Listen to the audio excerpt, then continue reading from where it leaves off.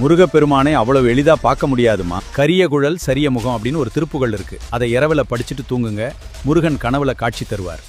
கரிய குழல் சரிய முகம் வேர்வாட வாசமுறு களபமுலை புலகமெழ நேரான வேல்விழிகள் கயல் பொருது செயலதென நீள் பூசலாடனல